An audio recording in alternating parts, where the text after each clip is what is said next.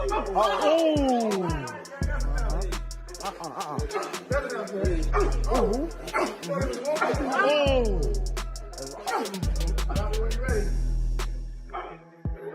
don't want to be involved with it, but I do respect the fact that it's going to do big numbers. It's just not boxing. And I don't think we should promote it as boxing. Recently surfaced footage from Gervonta Davis's training camp shows him going head-to-head with sparring partners much larger than himself as he prepares for his upcoming fight with Jake Paul. Move your head. Oh, stop closing up. Now let it go.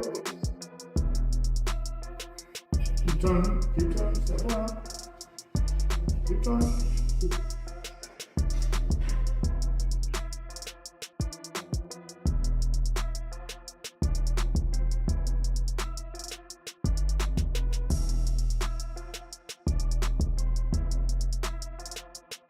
The footage shows Tank pushing himself against much taller sparring partners, demonstrating that he's unfazed by the size gap.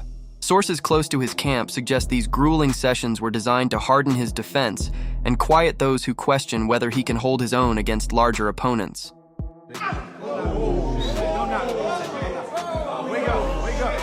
Do it to him. Put it on his ass.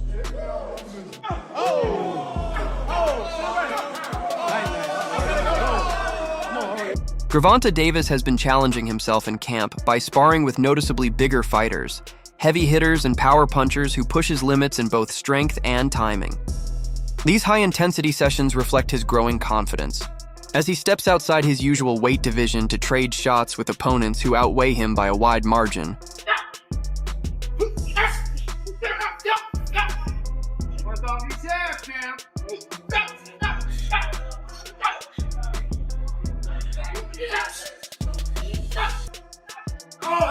Jake Paul has built his career on carefully crafted matchups that spark buzz and controversy. His opponent choices are never random. Each fight is strategically planned to tilt slightly in his favor while still keeping fans intrigued. Whether it's a gap in size, skill, or fighting style, Jake manages to create just enough uncertainty to make people watch. That balance between calculated control and genuine risk is what makes his bouts so captivating. Viewers know he's deliberate in every move he makes, yet there's always that element of unpredictability that keeps them hooked. Each fight feels like a calculated gamble, a clash of advantage versus opportunity, leaving fans eager to see who will truly dominate once the bell rings. Guys, what's the key to having a fight that's exciting? Is when you look at one corner, you're like, that guy can't be beat, and you look at the other corner, you're like, that guy can't be beat, and they're about to fight. It just feels like Jake Paul is always picking fights where he has a massive advantage. Like now he's fighting Gervonta Davis, who's, I don't know how much smaller, but probably close to like 80 pounds smaller, which is a crazy, significant weight advantage for Jake Paul. Now, you have to also look at the other way. Gervonta has a crazy advantage over Jake Paul. He has incredible amount of skill, more years of training. And for sure, pound for pound, he would mop the floor with Jake Paul. But this is what makes the fight exciting. And two guys fighting, and we don't know who's going to win. Guys, what's the key to having a fight that's exciting? Is when you look at one corner, you're like, that guy can't be beat. And you look at the other corner, you're like, that guy can't be beat. And they're about to fight. Somebody's about to say go, and these guys got to go at it. So that's what makes a fight exciting. So this is kind of that. Because if they were the same weight, none of us would tune in. We'd be like, this is just a punching bag for Gervonta. It doesn't make the fight exciting. But because Jake Paul is so big, so much bigger, it makes the fight exciting. Promoter Eddie Hearn has voiced concern that the upcoming bout between Gervonta Davis and Jake Paul pushes boxing into dangerous territory. He insists the sport's true essence lies in genuine competition, not in made-for-media spectacles. To Hearn, this matchup feels more like a production disguised as a fight. He points out the clear size imbalance. Jake Paul's natural build gives him an undeniable advantage, while Davis comes from lighter divisions that emphasize speed and precision over power. Hearn cautions that when boxing drifts too far toward showmanship, it risks losing the credibility it's built over decades of discipline and respect.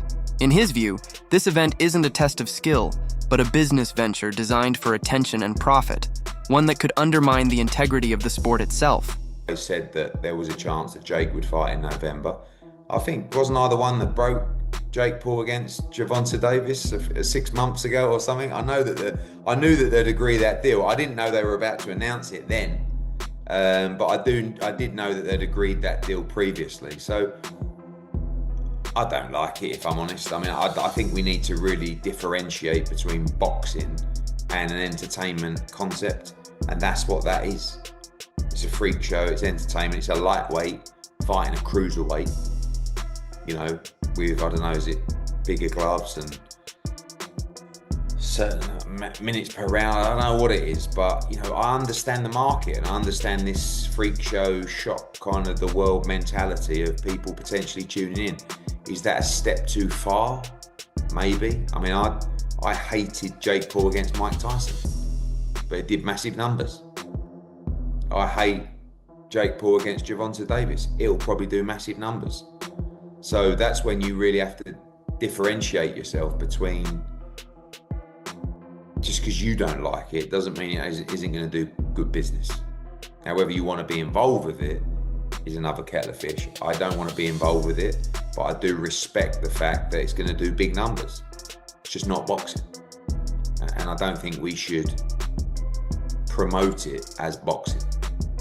In the meantime, then, Eddie, where does that leave you with Anthony Joshua? Are you exploring other options for the end of this year, or are you still looking at that fight for the beginning? Yeah, no, we're not interested in the Jake Paul fight right now. After that, I mean, like, you know, we're not going to wait around till November. Is it November or December, whenever it is, and see how he gets on. I mean, if he gets chinned by Gervonta Davis, we can't exactly make the Anthony Joshua fight. Former world champion Paulie Malignaggi offers a more grounded perspective on the matchup. He cautions fans not to mistake this event for a legitimate high-stakes boxing contest. It's entertainment, plain and simple. Malignaggi notes that there are no betting odds, ranking implications, or lasting career consequences for either fighter. In his view, the fight resembles a modern exhibition, designed to draw attention and amuse the audience rather than push professional boundaries. He encourages viewers to enjoy it as a spectacle, not to judge it as a serious athletic contest. Malignaggi's take captures the tension many purists feel, frustration that boxing seems to be drifting toward entertainment over authenticity. Yet his candor also acknowledges a hard truth, that the sport has evolved into a business where charisma and marketing often matter more than titles and trophies. When I watch it, I don't. I just think he's fighting opponents that, you know, are not with it anymore or are too small for him and whatnot. But in this situation, it is an exhibition. So you've got to keep in mind that this could be set up. This could be like WWE. This one could be set up. I don't know. I'm not saying it is, but this is not a sanctioned fight, champ. This is an exhibition. And an exhibition means you cannot bet on it. You cannot bet on the result. If you remember, this is why they changed the Mike Tyson fight from an exhibition to a real fight, because they realized, you know, an exhibition, you could stage it and they couldn't take bets on it. So this is an exhibition. There is no betting on it. So that means, I'm not saying people are going crazy with the opinions, who's going to win, who's going to lose. You don't know what size gloves they're going to wear. You don't even know if they're going to stage the whole thing, because this is something that, as an exhibition, it's not illegal to stage it. So I think this could be all kinds of crazy, wacky stuff. This is a bit of a circus, in my opinion. Who would you think should win that fight? Would you think that Davis should be able to get in there, even though the size did 100 pounds? Do you think he should be able to do it? If they don't stage it and don't kind of set up a sort of a mild sparring session, I'd say Davis has a chance. Depends on the size of the gloves. Because here's the thing, Jake is probably 100 pounds bigger than the guy. You know, that's a lot of weight, Carl. You know, you've been in a boxing ring, that still counts. And if you make the gloves small, Gervonta could technically hurt Jake even if he hits him. But the problem is, if the gloves are small, Jake could also hurt Gervonta, because Gervonta's so much smaller than him, you know? So do you make the gloves big, and then really who's got an advantage? I don't know. You know, technically Gervonta's a lot better boxer, but he's so much smaller. I've stood next to Jake. Jake's a big guy. It's like I said, it's a bit of a circus freak show, and that's why I don't put it out of the question that this exhibition could be a bit staged in the ring. Wade Plemons from The Wade Concept describes Jake Paul as a strategist who knows how to weaponize fame and ego to his advantage. Jake's approach isn't limited to throwing punches. He plays mind games that draw opponents into his psychological arena.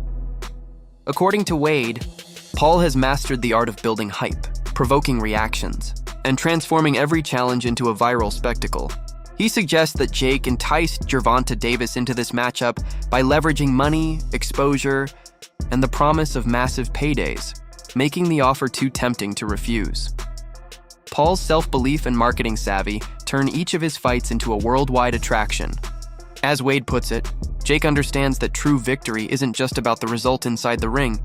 It's about owning the story before and long after the final bell.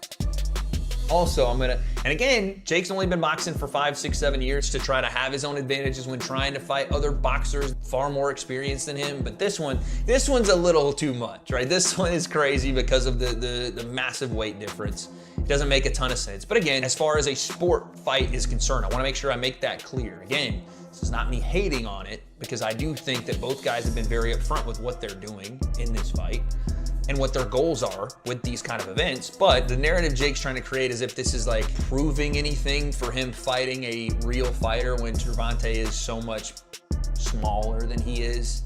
It'll prove something in the fact that Jake is willing to put on great events, but it won't prove anything to the people that are asking him to fight a real fighter. I will say though, if Jake goes out and flatlines Gervonta, the casual audience that will say Gervonta smokes Jake completely and utterly, like it wouldn't even be close, that will change their minds a little bit. Not the people that know boxing, but the people that are going to watch this, the casual viewer that know the name Gervonta Davis and know the name Jake Paul. If he is to compete with Gervonta at all or look good in that fight, people will in some way accept that. Or they'll do the other thing where they just say the fight's rigged, which has never been the case, but you get what I'm saying. What Jake is doing is trying to convince a casual audience that he belongs in the ring with bigger names. If he's able to hurt Gervonta at all, that might actually do it. Despite all the spectacle surrounding the event, Gervonta Davis is treating it as a genuine test rather than a sideshow. Sources close to his camp describe him as locked in, focused, disciplined, and fully committed to preparation. His sparring partners have been significantly larger, underscoring his determination to confront the physical challenge head-on. Those who've seen him at press events note his composed demeanor and laser focus. He seems unfazed by the media buzz and outside distractions. For Davis, this isn't about chasing fame or feeding hype. It's about proving that skill, precision, and ring IQ can overcome size and showmanship. On a personal level, this fight represents more than a payday. It's his opportunity to defend the craft of boxing itself while pushing his limits both mentally and physically. In the press conference, and you can just look at him and tell, like, no, this dude he's gonna get this money for sure, because there's so much money out there to be had. But Jake Paul better be not playing around, man.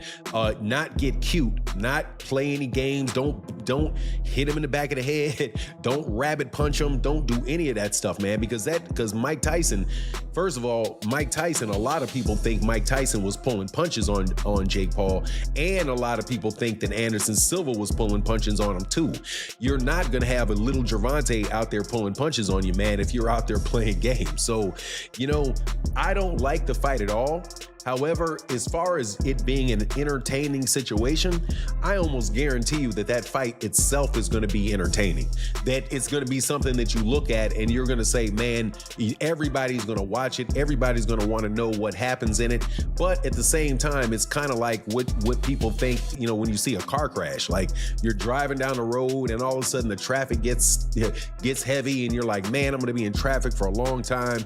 And then you drive forward a little bit and then you see, oh man, this is some accident on the other side of the road and everybody just slowing down to watch. That's the type of entertainment that you can expect from this fight between Gervonta Davis and Jake Paul. There's going to be a lot of people watching it, but I gotta say, man, you really can't blame the guy on what he's doing. And there's a lot of criticism flying on Gervonta Davis. It's not Gervonta Davis's fault that boxing took this turn. This turn of these exhibition fights and people not caring about the belts and all of that stuff. Matchup has split the boxing community right down the middle. Some fans see it as a blow to the sport's integrity, while others view it as a bold step toward modernizing boxing and attracting new audiences. Supporters of Gervonta Davis believe this is his chance to highlight the gap between a seasoned fighter and a social media showman. On the other hand, Jake Paul's fans argue that he's helping to revive interest in a sport that's been losing the younger crowd for years. This debate has become a clash of eras. Traditionalists, who cherish boxing as a disciplined art form, versus those who embrace it as high-stakes entertainment. But regardless of which side you're on, one thing is certain. The fight has already achieved Jake Paul's favorite outcome, getting the entire boxing world talking about him. And number 3, the retirement. I mean, the backlash is just what people do nowadays. That's just, you give somebody a keyboard, you give them a phone, and they able to hide their face. Yeah, they're gonna have a field day. The backlash I get, I understand. What'd you say, number 2, not fight Shakur? Yeah, he's saying he'll never fight Shakur, that he ain't gonna do him no favors, that he ain't gonna help him make no money because Shakur broke or something like that. Something along those lines. Yeah, I don't get all that. That's, you know what I mean? That's against the game. Like, you know what I mean? You at least owe that fight for the game. You know what I mean? You owe the rematch with Lamont for the game. But you owe Shakur for the game just because of the 2 style matchups. You know what I mean? But if he feel like he don't gotta fight him, guess what? We can't sit here and just go crazy about it. But it is kind of crazy. It is kind of corny. You know what I'm saying? If he not gonna fight Shakur, and if he's standing on it like, I'm not ever gonna fight you, I'm not doing you no favors.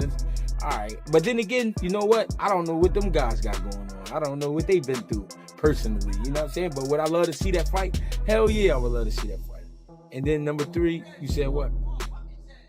You said retirement. The retirement. Oh, boxing. Boxing. They're around. They're around. It's always gloves around. It's on you. It's on you. I'm chilling. You all right? Yeah, get with me. I know. How you feel? Darshan boy, that's my man. The retirement is like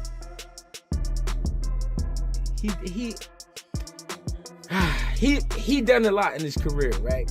Not everything, but he done a lot. What people don't understand is his business is a lot. This whole experience is a lot. The shit these fighters go through is hard to explain. It's hard to explain because people, they can't see it, so they can't understand it.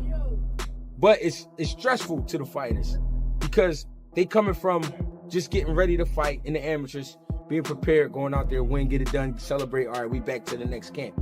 To now, marketing. You're talking about marketing. You're talking about lawyers. You're talking about all this shit that you just never imagined. You're like, why do I have to deal with all of this? The outcome of this fight could shape the future of boxing for years to come. If Jake Paul comes out on top, it might open the floodgates for more influencer versus boxer matchups, events where fame outweighs rankings and spectacle overshadows tradition. These bouts could draw massive attention, but they also risk pushing legitimate champions out of the spotlight.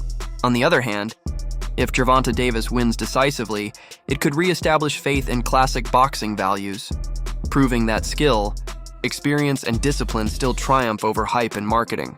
In that sense, this fight represents more than just 2 men in a ring. It's a defining moment that asks what kind of boxing the world really wants. One built on craft and honor, or one driven by views and virality. Despite all the criticism, millions are eager to see how it unfolds. Traditional boxing has often been accused of being slow or predictable, while Jake Paul's fights deliver the opposite: fast-paced, chaotic, and unpredictable. His bouts break conventions, producing shocking moments that dominate headlines and trend online. Love him or hate him, fans can't look away. The unpredictability, the chaos he brings, is exactly what keeps audiences coming back. Even those who claim to despise this kind of entertainment still tune in, curious to see what happens next. The purists hate it, the algorithm loves it, and both will watch. It's not just who wins, it's what wins. Will the entertainment value or the ring IQ come out on top? Because if Tank dominates, the meme dies. Jake Paul survives or hits it big, we see new rules are going to be written in real time. Me, you, maybe everyone at some point has been that bigger guy thinking that I'll just bully him. Jab, slip, liver shot, sat me down real nicely. Size helped until it didn't. All I'm saying is let's not dismiss something because it looks weird. Many fights get decided by the details. Feet before fists, timing before muscle, discipline before clout. Look, Tank wins if he stays Tank. He's built on patience, traps, explosive counters. That's hell for a tall guy who gets eager. Jake's long jab is the gate, but Tank's head movement is the key. Once he times it, the door's getting open and the furniture is going to get rearranged. Think locksmith versus padlock. Big padlock looks scary until the right tool clicks once. Jake throws that overhand like he's bowling with the shoulder. Effective, but you don't see it. The upcoming matchup between Gervonta Davis and Jake Paul is forcing fans to rethink what real boxing means. It doesn't follow the traditional path of earning rankings, mandatory defenses, or title shots. Instead, it occupies a strange space between professional sport and entertainment spectacle.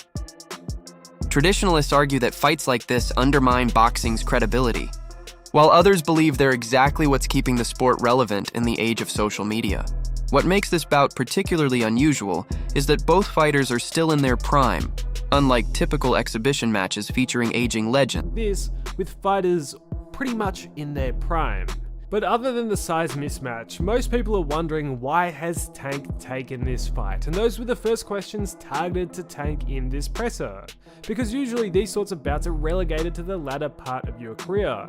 And for most Gervonta Davis supporters, they thought they would get the big fights next, the Shakurs. They didn't think he would be fighting Jake Paul. Although Tank tried to push it off as fans should just be happy watching the sport and hey, haters will be haters, I think that's quite unfair to the people who have been loyal supporters of him and honestly have paid his bills. He tried to compare the level of criticism he gets to the likes of Mayweather. Wraps up today's breakdown. Stick around for more and catch you in the next video.